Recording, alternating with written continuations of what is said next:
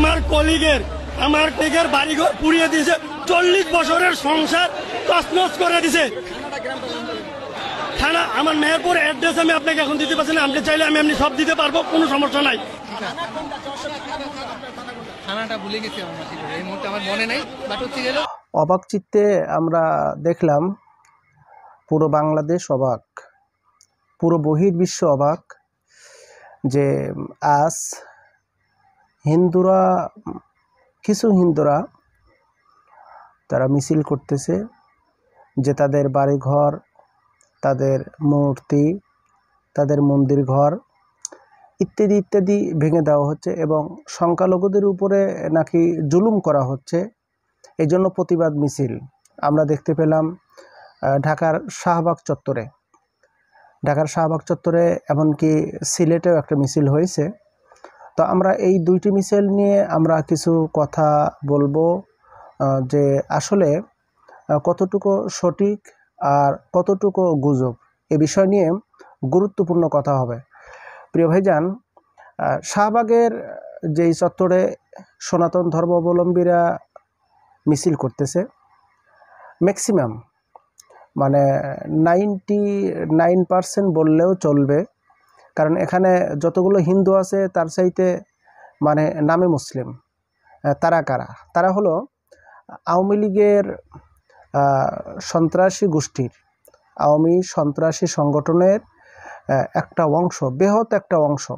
হিন্দুদেরকে লেলিয়ে দেওয়া হয়েছে, অল্প কিছু হিন্দুরা এসেছে, আর ম্যাক্সিমাম হলো আপনার এই আওয়ামী লীগের নামে মুসলিম। আমরা অবাক হয়ে গেছি যে হিন্দুদের সাথে তোমরা মুসলমান, তোমরাও মিছিল করতেছো, তার মানে হিন্দুদেরকে দিয়ে যে তোমরা একটা নৈরাজ্যতা সৃষ্টি করার একটা প্রক্রিয়া, এটা কিন্তু জাতি বুঝে গেছে। তার প্রমাণ হলো, দেখেন আমরা কয়েকটা ভিডিও পরপর আমরা দেখতে পাচ্ছি যে একটা ভিডিওতে জিজ্ঞাসাবাদ করা হচ্ছে যে তোমার ঠিকানা কি, তোমার ঠিকানা কোথায়। বা আমার কলিগের বাড়িঘর পুড়িয়ে দিয়েছে, 40 বছরের সংসার তছনছ করে দিছে।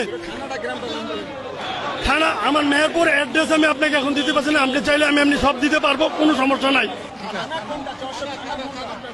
থানাটা ভুলে গেছি এই মুহূর্তে আমার মনে নেই, বাট হচ্ছে গেল আপনি আপনার বাড়ির থানা যদি আপনি ভুলে যান, এই ধরনের রং ইনফরমেশন, তোমার নাম কি সে কিন্তু বলতে পারতেছে না, মানে তার যে ঠিকানা সে নিজেও বলতে পারতেছে না, এবং তাকে জিজ্ঞাসাবাদ করা হচ্ছে যে তোমার মূর্তি ভাঙলো কোথায়, তোমার বাড়িঘর ভাঙলো কোথায়।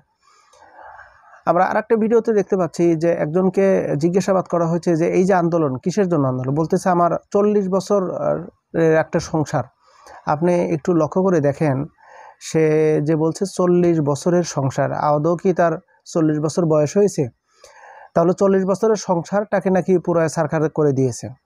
তো এগুলো আসলে এটা গুজব ছাড়া কোনো কিছুই নয়।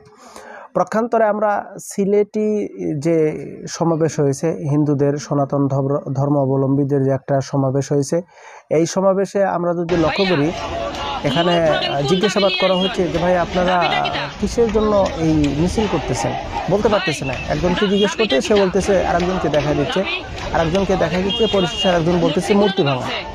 তো প্রশ্নকারী বলতেছেন যে মূর্তি সিলেটে কোথায় ভাঙলো, কোন জায়গায় মূর্তি ভাঙলো, বরং কোন জায়গায় তোমাদের মন্দিরে আগুন লাগাই দিল, তোমাদের বাড়িঘর ভাঙচুর করলো, এটার একটু দৃষ্টান্ত দেখাও। কিন্তু সে বলতে পারতেছে না, বরং গোটা বাংলাদেশের নজিরবিহীন দৃষ্টান্ত হলো ছাত্র শিবির, জামাত ইসলামের আলেমে দ্বীন এবং হেফাজতে ইসলামের তলবে এলেম শিক্ষক সহ গোটা বাংলাদেশের সমস্ত মাদ্রাসার ছাত্ররা, যত হিন্দুদের মন্দির ঘর আছে সমস্ত মন্দির ঘরে কিন্তু তারা পাহারা বসাইছে এবং রাতের পর রাত, দিনের পর দিন পাহারা করতেছে। আমরা আর একটা ভিডিও ফুটেজ থেকে দেখবো যে একজন পুরোহিত, মানে মন্দিরের যে ঠাকুরের যে ব্রাহ্মণ, সে ব্রাহ্মণের বক্তব্যটা আমরা একটু শুনি। আপনারা আজকে যারা আসছেন নিশ্চয়ই ব্রাহ্মণের বক্তব্যটা শুনলেন।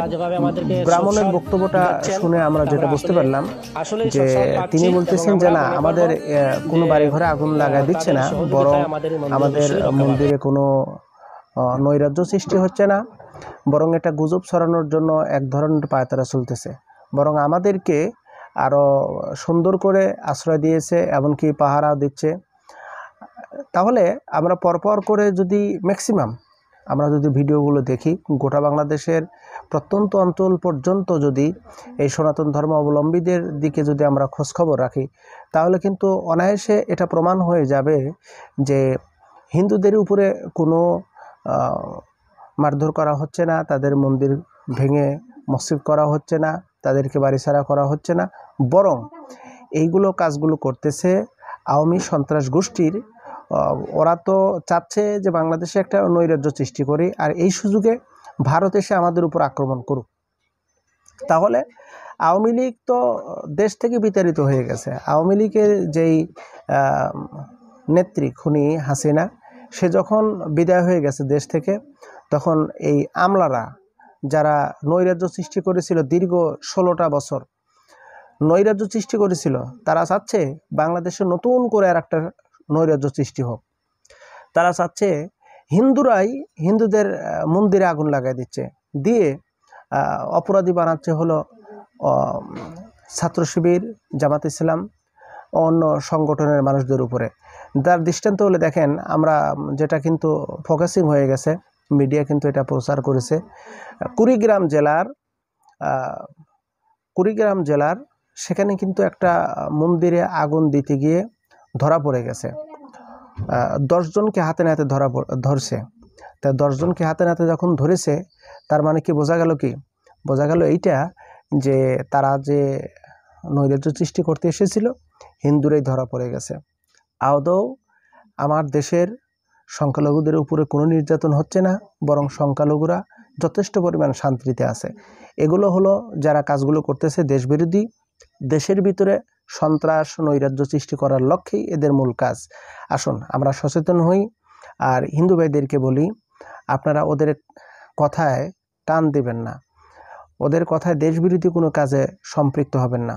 আপনারা আপনাদের ধর্মের প্রতি শ্রদ্ধা রাখেন, ঠাকুরদের প্রতি শ্রদ্ধা রাখেন। আপনারা কখনো এই সমস্ত নৈরাজ্য কাজে অংশগ্রহণ করেন না, কারণ গোটা জাতি জেনে গেছে আওয়ামী লীগ একটা সন্ত্রাসী গোষ্ঠী, আওয়ামী লীগ একটা নৈরাজ্য সৃষ্টিকারী একটা গোষ্ঠী।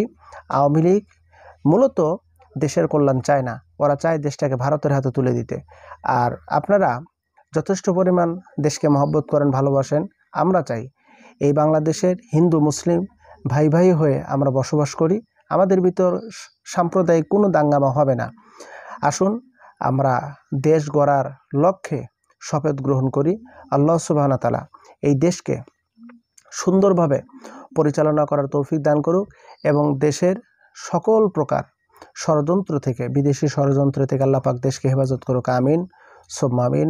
আসসালামু আলাইকুম ওয়া রাহমাতুল্লাহ।